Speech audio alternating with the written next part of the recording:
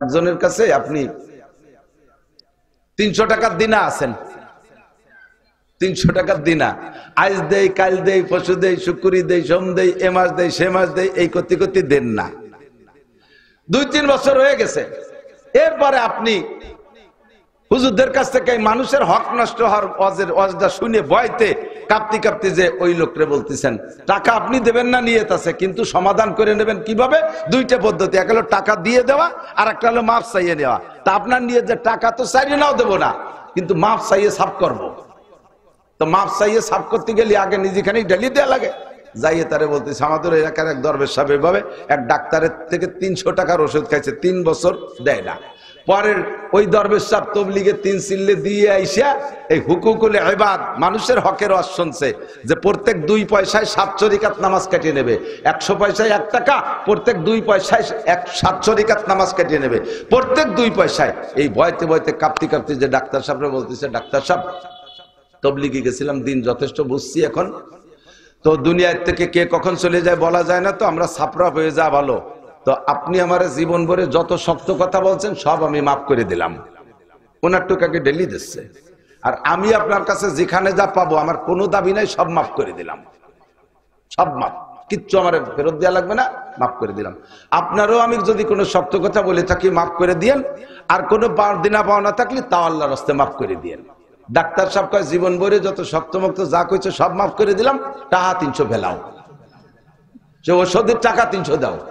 কথা তো মাফ সালাম কি, ওষুধের টাকা যদি দিতাম মাফ সালাম কি? মাফ চাইলে তাও মাফ করে দিছি, টাকা দেওয়ার কথা ছিল 3 বছর আগে, 3 বছর দেওয়া নাই, গুরু হয়েছে, এতে যে কষ্ট দিছে এইটুকু মাফ করে দিলাম, টাকা ফেলা। অল্প একটু হায়াত, শুরুতে 40 চলে গেছে। শেখ ফরিদউদ্দিন আত্তার রহমাতুল্লাহ, শেখ সাদি রহমাতুল্লাহ আলাইহি বলেন এদিক 40 সালে উমরে আজিজত গুজাশত, 40 সালে উমরে আজিজত গুজাশত, মিজাজে তো আজ হালে তফলি নগাশ। জীবনের 40টা বছর চলে গেল, এখনো পর্যন্ত পোলাপানির স্বভাব গেল না। 40 বছর পার হয়ে গেলে এখনো ক্রিকেট খেলা দেখতে মনে চায়, টেলিভিশন দেখতে মনে চায়, টেলিভিশনে মেসির ফুটবল খেলা দেখতে মনে চায়, আরে দুনিয়ার খেলাধুলা ভালো লাগে। 40টা বছর চলে গেল, আর কয়দিন হায়াত পাবো জানি না। 40 সালে উমরে আজিজত গুজাশত, মিজাজে তো আজ হালে তফলি নগাশ। তোমার মিজাজটা এখনো পোলাপানির স্বভাবের থেকে ফিরে আসলো না। প্রত্যেকে চিন্তা করে দেখেন নিজের মধ্যে এই সমস্যা আছে না নাই? এখনো দুনিয়া ভালো লাগে, আখিরাত মোটে ভালো লাগে না। এখনো গান শুনতে ভালো লাগে, ওয়াজ শুনতে ভালো লাগে না। এখনো চায়ের দোকান ভালো লাগে, মসজিদ ভালো লাগে না। এখনো ইংরেজি বাংলা অঙ্ক ভালো লাগে, আরবি কোরআন কিতাব ভালো লাগে না। আমার জিন্দেগির স্টার্টিং এখনো বাম দিক রয়েছে। সময়টা কতটুকু সামনে পাবো কিছু আমি জানি না।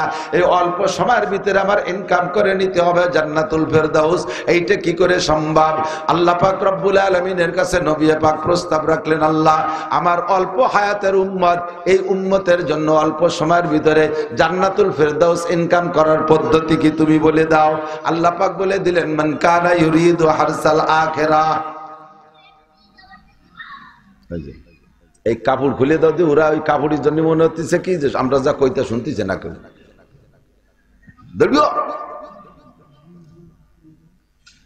মান কানা ইউরিদু হারসাল আখিরাহ, কার কথা একটু বলেন? কার কথা? কার কথা? কোরআন শরীফে আল্লাহর কথা। আল্লাহ কি মাঝে মাঝে মিথ্যে কথা কয়? মাসে একবার, বছরে, জীবনে কোনদিন? ইন্নাল্লাহা লা ইউখলিফুল মিআদ, আমার আল্লাহ ওয়াদা খিলাফ করে না। আল্লাহ কয় মান কানা ইউরিদু হারসাল আখিরাহ, ও বান্দা তোমরা যারা আখিরাতের ক্ষেত চাষ করবা, আখিরাতের ক্ষেত চাষ করবা। খেয়াল করেন কোন ক্ষেত? আখিরাতের ক্ষেত কোন জায়গা? হামিদদির ডাঙ্গায়, মকরমপুর টিবিলি, পদ্মাসরে, সব জায়গা আখিরাতের ক্ষেত, সব জায়গা। 1 নম্বরে আখিরাতের ক্ষেত আপনার বডি, 2 নম্বরে আপনার সংসার, 3 নম্বরে আপনার সমাজ, 4 নম্বরে আপনার অর্থনীতি, 5 নম্বরে আপনার রাজনীতি, ছয় নম্বরে আপনার আন্তর্জাতিক নীতি। যারা যে ক্লাসের মানুষ তাদের জন্য ততটুক, কের জন্য ব্যক্তিগত জীবন বডি পর্যন্ত শেষ, কের জন্য আর একটু ছড়াইছে সংসার, কের জন্য আর একটু বড় হয়েছে সমাজ, কের জন্য আর একটু বড় হয়েছে রাজনীতি, দেশি রাজনীতি, কের জন্য আর একটু বড় হয়ে আন্তর্জাতিক রাজনীতি। ছয়টা জায়গায় তোমার আখিরাতের খ্যাত। এই আখিরাতের খ্যাত যদি তুমি চাষ করো, আল্লাহ পাক বলেন মান কানা ইউরিদু হারসাল আখিরা, যে ব্যক্তি আখিরাতের খ্যাতকে চাষ করার চেষ্টা করে, নাজিদ লাহু ফি হারসিহি, চাষ করবা যতটুক ফসল দেব তার চেয়ে বেশি। কন্যা সুবহানাল্লাহ। নাজিদ লাহু ফি হারসিহি, চাষ করবা যতটুক ফসল দেব তার চেয়ে বেশি। পরিশ্রম করবা কম, পারিশ্রমিক পাবা বেশি। ডিউটি করবা কম, বেতন পাবা বেশি। ইবাদত করবা কম, নেকি পাবা বেশি। আমল করবা কম, সওয়াব পাবা বেশি। এর নাম হলো মান কানা ইউরিদু হারসাল আখিরা নাজিদ লাহু ফি হারসিহি। একটা একটা করে শুনে নেন, একটা একটা করে শুনে নেন। আল্লাহ পাক আমাদের এই ফজিলতটা দিয়েছেন মাত্র অনলি এক ব্যক্তির কারণে, বিশ্বনবী মুহাম্মদুর রাসূলুল্লাহ সাল্লাল্লাহু আলাইহি ওয়াসাল্লামের উম্মত হওয়ার বদৌলতে আল্লাহ তাআলা এই ফজিলতটা দান করেছে। কন্যা সুবহানাল্লাহ। অন্য কোন নবীর উম্মতকে আল্লাহ তাআলা আমল, একটা আমলকে দ্বিগুণ করে নেকি দেবে না। একবার আল্লাহ বললে একটা নেকি পাবে, দুইবার আল্লাহ বলে দুইটা নেকি পাবে। আর আমরা একবার আল্লাহ বলি আল্লাহ, বলবেন আল্লাহ আল্লাহ, এক একবার আল্লাহ বলায় 4000 করে নেকি। আমল কম সওয়াব বেশি, পরিশ্রম কম পারিশ্রমিক বেশি। কতক্ষণ আমি আপনি নামাজ পড়বো এক ওয়াক্ত, সওয়াব পাবো 527 ওয়াক্তের। কি সুযোগ চিন্তা করতে পারেন। নামাজ পড়বো এক ওয়াক্ত, সওয়াব পাবো 527 ওয়াক্ত। যদি নামাজটা আমি নিয়মতান্ত্রিক ভাবে জামাতের সাথে মসজিদে পড়ি। আরে চালারে পিছনে কেউ নাই আটে আমার জন্য। পরিবেশ ঠান্ডা না হইলে কথা বলা যায় না। কিছু মুখস্থ আসা যায় না, মুখস্থ করার সময় নাই। ওই পড়ার সময় যা পড়িয়ে তুইছি তাই এখন এই বাঙ্গাই চুরে দিয়ে মুছে খাতি আছে। এনে বসলে আল্লাহ কথা শিখে যায়। তা যদি নানান কথা কানে আসে লাইন কেটে যায়। মাইক ধরে দেখেন, ভালো ভালো বিটা মানুষের একেবারে তাতা খোলায় পানি দিলে যেমন সেট করে শুয়ে যায় ওইরকম শুয়ে যায়।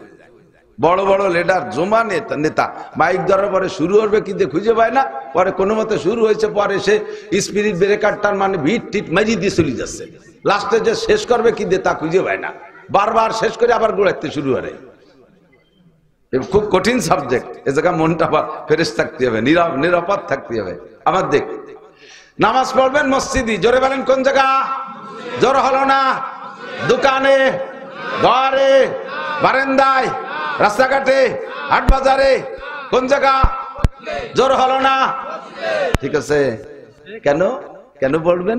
ও জায়গা এক ওয়াক্ত জামে মসজিদে জামাতের সাথে নামাজ পড়লে মসজিদের ফজিলতে 500 গুণ, আর আপনার জামাতের কারণে 27 গুণ। এগুণের কি মানে? এক ওয়াক্ত নামাজে 527 ওয়াক্ত নামাজের নেকি দেওয়া হবে। মান কানা ইউরিদু হারসাল আখিরা নাজিদ লাহু ফি হারসিহি। তুমি আখিরাতের ক্ষেত চাষ করো, তোমাকে এভাবে বাড়িয়ে দেওয়া হবে। একটা সুন্নতের পর আমল করো, একটা সুন্নতের পর আমল করো। নবী পাক বলেন মান তামাসসাকা বিসুন্নতি ইনদা ফাসাদে উম্মতি ফালাহু আজরু মিয়াতি শাহীদ। যে সময় দুনিয়া থেকে সুন্নতগুলো মিটে যাওয়ার সম্ভাবনা দেখা দেবে মুসলমানদের অলসতার কারণে অথবা অমুসলমানদের ষড়যন্ত্রের শিকার হইয়া সুন্নতগুলো বিলুপ্ত হতে থাকবে। বোঝেন দুইটা কথা। একটা হলো সুন্নত বিলুপ্তি হওয়ার দুইটা কথা। একটা কারণ হলো মুসলমানদের অলসতা। টুপি না হলে নামাজ হয় না, এ বলার একদল আছে না নাই? খালি মাথায় নামাজ হয়, তুমি টুপি আনলে টুপি ছাড়া নামাজ হয় না? হয় তো, তা কবেন কে? টুপি ছাড়া হয়, টুপি ভরলিও তো হয়।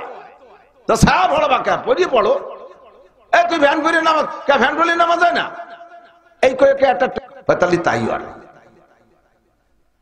ও যাইয়া বিটি বড় চেওড়া পিঠ, মোটা পিঠ, সুই মোমের মধ্যে সুই বুড়াইয়ে মোমের আগুনি এমনি খালি সুইতে খোঁচা দিলি সহ্য হয় না। আর তা আবার হুড়াই যখন লাগাই দিচ্ছে সিলেট দোস্ত কি এরিস কয় বাঘ আঁকতেছি। তা বাঘের কি আঁকতেছিস? কয় লেজ দিয়ে শুরু করছি। কয় লেজ বাদ দিয়ে বাঘ হয় না? কথা যদি কইস বাদ দিতে হবে তাহলে দিলাম বাদ, লেজ থাক। ফিরে আবার সুই বুড়ায় লাগাইছে, দোস্ত কি এরিস? কয় ঠ্যাং আঁকতেছি বাঘের। কয় ঠ্যাং ছাড়া বাঘ হয় না? তা যদি কইস হয় তাহলে ঠ্যাং বাদ দিতে হয়। ফিরে আবার বুড়ায় লাগাইছে, দোস্ত কি করিস? বাঘের পেট আঁকতেছি। পেট ছাড়া বাঘ হয় না। এইভাবে যে জায়গায় সুই লাগায় সে জায়গায় ব্যথা হয়, আর সেইটা বাদ দিয়ে বাঘ আঁকতি, সে সময় বাঘ থাকবে? টুপি ছাড়া নামাজ, দাড়ি ছাড়া নামাজ, জুব্বা ছাড়া নামাজ, পাগড়ি ছাড়া নামাজ, পায়জামা ছাড়া নামাজ, লুঙ্গি ছাড়া নামাজ, সব করতে করতে ল্যাংটা হয়ে যাবা, লাস্টে যে তোমার নামাজও থাকবে না।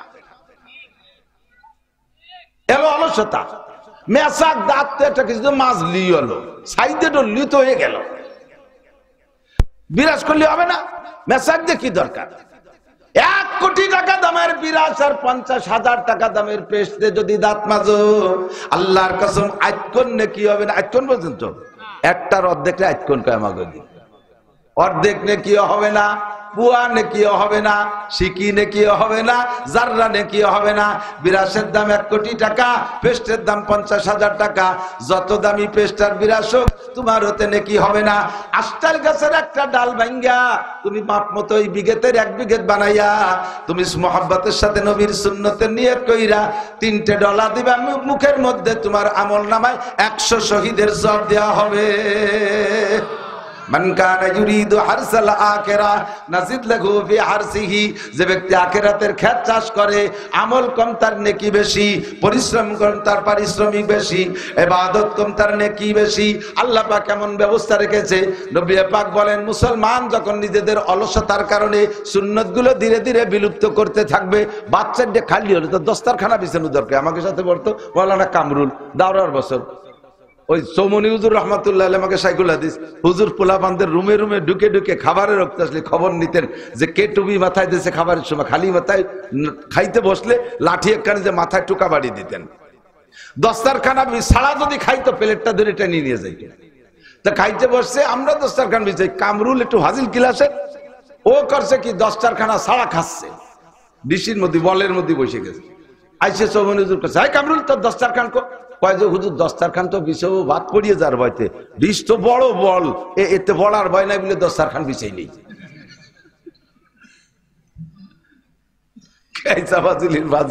হুজুর আইসে দিয়েছে, কয় বেটা পড়ুক আর না পড়ুক দস্তারখান নবীর সুন্নাত। আজকে তুমি এই ডিসির বাহানায় দস্তারখান সরাইছো, একদিন তোমার অভ্যাস হয়ে যাবে, আর কোনোদিন দস্তারখান বিছানোর অভ্যাস হবে না। বেআমলের অভ্যাস হয়ে গেলে আর আমলের দিকে আনা কঠিন, আর আমলের অভ্যাস হয়ে গেলে আমল ছেড়ে দেওয়া কঠিন। কতক্ষণ না কেন যারা নিয়মিত নামাজ পড়েন, আপনার একটু বলেন তো বাপ, ফজরের নামাজ না পড়ে যদি কোনোদিন কারণবশত ছুটে যায়, ঘর থেকে বের হইতে ভয় লাগে কি লাগে না? লাগে না? গাড়ি তুলতে ভয় লাগে কি লাগে না? কোন কারণে কোন এক ওয়াক্ত নামাজ ছুটে গেলে বাড়ি থেকে বেরোইতে ভয় লাগে, মনের মধ্যে খুব সন্দেহ হতে থাকে, আজকে যে কাজে হাত দেবো বরকত হবে না, আমি নামাজ পড়ি নাই, নামাজ ছুটে গেল, অস্থির লাগে। নামাজের অভ্যাস হয়ে গেলে আর ছাড়া যায় না, সুন্নতের অভ্যাস হয়ে গেলে আর ছাড়া যায় না, আবার সুন্নত তরকের অভ্যাস হয়ে গেলে, নামাজ ছেড়ে দেওয়ার অভ্যাস হয়ে গেলে আবার শুরু করতে খুব কঠিন হয়। নামাজ পড়তে যাবানি, শুক্রবারের যাবানি, কি যে কঠিন কাজ। আল্লাহ, বেনামাজিকে নামাজ শুরু করা দুনিয়ায় সবচাইতে কঠিন কাজ। আল্লাহ নিজেই কয়, ওয়া ইন্নাহা লাকাবীরাতুন ইল্লা আলাল খাশিঈন। এ নামাজ বড় শান্তির, কিন্তু এটা অত্যন্ত কঠিন তাদের জন্য যাদের মধ্যে খুশু নাই, আল্লাহর মহব্বত নাই, ভয় নাই, তাদের জন্য নামাজ কঠিন। যাদের ভিতরে নামাজে দাঁড়াইলে ইতমিনান আসে, শান্তি আসে, তাদের জন্য নামাজ একটুও কঠিন না। কথা কন? উর্দুতে বলে শরিয়াত কা তবিয়ত বন জানা, শরিয়াত কা তবিয়ত বন জানা। শরিয়াত যদি আমার স্বভাবে পরিণত হয়ে যায়, তখন আর কষ্ট হয় না। বোঝেন নাই কথা? আমার স্বভাবজাত কিছু কাজ আছে না, রাত্রে ঘুমের মধ্যে পেশাব আইছে, আসে না মাঝে মাঝে? এই সময় যদি আপনি না কিডা ওঠে, সকালে ঘুমে তুটে যাবেন, কিন্তু তলপেট যখন ওজন হয়ে গেছে তখন আর কোনো কিরামতিথি কাজ হয় না। শেষে বিছের নষ্ট হওয়ার ভয় থাকে, লাগতে উঠা লাগে কি লাগে না? জম্মের পায়খানা আইছে, সে সময় যখন না থাকবেন না, যাবো না শীতের মধ্যে, তাহলে তো বিছের নষ্ট হবে, উঠাই লাগবে। খিদে লাগছে, কিডা খায়, দরকার নাই, কষ্ট হবে। এইগুলো কি খাবার সামনে থাকলে না খেয়ে পারবেন? এই কাজগুলো করতে অসুবিধা নেই। লুঙ্গিটা পরবেন, এটা আপনার স্বভাবজাত কাজ, এটা পড়তে কষ্ট নাই। এইরকম শরীরের সাথে স্বভাবের সাথে যে কাজগুলো সেট হয়ে আছে জন্মের পর থেকে নিয়ে, এই কাজগুলো যেমন করতে কষ্ট হয় না, শরীয়তের বিধানকে আপনার স্বভাবের সাথে সেট করে নেন, দেখবেন কোনোটাই কষ্ট হয় না। দাড়ি শুরুতে কাটেন নাই, রয়ে গেছে দাড়ি, এ দাড়ি বয়ে নিয়ে বেড়াবেন, যত বড় দাড়ি হোক, একটু ওজন বলে মনে হবে না, কষ্ট হবে না। আর কাটার অভ্যাস হয়ে গেলে এরপরে শুরু করতে গেলে প্রথমে একটু একটু গলি খালি খাইছো, এরকম তুই এদের নারকেল কুড়ানোর তো খাইছো, তিতালের কি খাইছোই খালি। একটু বড় হয়ে গেছে, রাত্রি শুইছে, খেতার ধাক্কা লেগে দাঁড়িয়ে এসে হেনে নাহের পর পড়ছে, দেশে নাক মুখ জড়াই চড়, মনে হচ্ছে মশা পড়ছে। রাত ভর এই দাড়ির খুসায় মশা মনের মুখে চড়াইয়ে বেহারি বেলাইছে, সকালবেলা দাঁড়িয়ে এত বড় দাঁড়িয়ে রাহা যায় না, কাটিয়ে এলা। তা আমরা জীবন ভরে দাঁড়িয়ে রাখলাম, আমাকে তো এরকম চড়াচড়ি ওরা লাগে না। শরীয়ত যদি তবিয়াতে পরিণত হয়, অভ্যাসে পরিণত হয়, তখন ভালো লাগে, কষ্ট হয় না, ঠিক না? মান কানা ইউরিদু হারসাল আখিরাহ নাজিদ লাহু ফি হারসিহি, যে ব্যক্তি আখিরাতের ক্ষেত চাষ করে, আল্লাহ পাক বলেন তার অল্প চাষে বেশি ফসল দিয়ে দেই। একটা সুন্নতের বিনিময়ে 100 শহীদের সওয়াব। এক ওয়াক্ত নামাজ জামে মসজিদে পড়বেন বাবা, তাহলে আপনার আমলনামায় জামাতের সাথে পড়লে 527 ওয়াক্ত নামাজের সওয়াব ইনকাম করে রাখা দরকার আছে না নাই? কেন দরকার একটু ভালো করে বুঝে নেন। 15 বছর বয়সে সাবালেগ হয়েছেন, 40-এর মধ্যেই তো বললামই, এক ওয়াক্তও পড়েন নাই। বাপের জানাজার দিনে বাগানে দাঁড়ায় বিড়ি খাইছেন, ঈদের দিন বর্ষা থেকে আঞ্জাম বাদে এই দিন নামাজ পড়তে যায় না, এরকম কিছু আল্লাহ লোক আছে না? সিমই দেশে সিমইতে চিনি হই নেই, বোর মুখ গড়ি মারি দিয়েছে, 5 কেজি সিমই হয়েছে, তোর বাপরে খাওয়াইছিস, যা নামাজই পড়বো না, হয়ে গেল ইচ্ছা। এই ওই কুয়োরা ভঙ্গি ওই 40 বছর বয়স চলে গেছে, তাহলে 15 বছরে সাবালেগ, 40 বছর পর্যন্ত 25 বছর নামাজ কাজা হয়েছে। কয় বছর? 15 40 25 না, 25 বছরে প্রত্যেক বছরে বেতের সহ 2000, কমপক্ষে 2000 ওয়াক্ত নামাজ বছরে। তো 2000 মানে 25 বছরে 50,000 ওয়াক্ত নামাজ। এই আর কি সাথে শুনবেন না, যুবকরা খেয়াল কর, বুঝবি সময় মতো। 25 বছরে 50,000 ওয়াক্ত নামাজ। আল্লাহর কসম, এক ওয়াক্ত নামাজের বিনিময়ে 80 হুকমা জাহান্নাম। 80 হুকমায় কয় বছর? 5 বছর। এক হুকমায় 2,88,00,000 বছর। 80 হুকমায় 230,40,00,000 বছর। এক ওয়াক্তের কারণে 230,40,00,000 বছরের গুণ দাও, 50,000 দিয়ে কয় বছর বেরোয়? পোড়া লাগবেই। এই নামাজ আস্তাগফিরুল্লাহ মাফ হবে না, শোনা? মরার আগে আস্তাগফিরুল্লাহকে ব্যাখ্যায় কেন দিয়ে দিলাম? আল্লাহকে অন্য গুনাহ মাফ করবো, নামাজ ফেরত দাও, নামাজ জমা দে আগে। এদিক একজনের কাছে আপনি 300 টাকার দিনা আছেন, 300 টাকার দিনা, আজ দেই, কাল দেই, পশু দেই, শুকুরি দেই, সোম দেই, এ মাস দেই, সে মাস দেই, এই করতে করতে দেন না। 2-3 বছর হয়ে গেছে।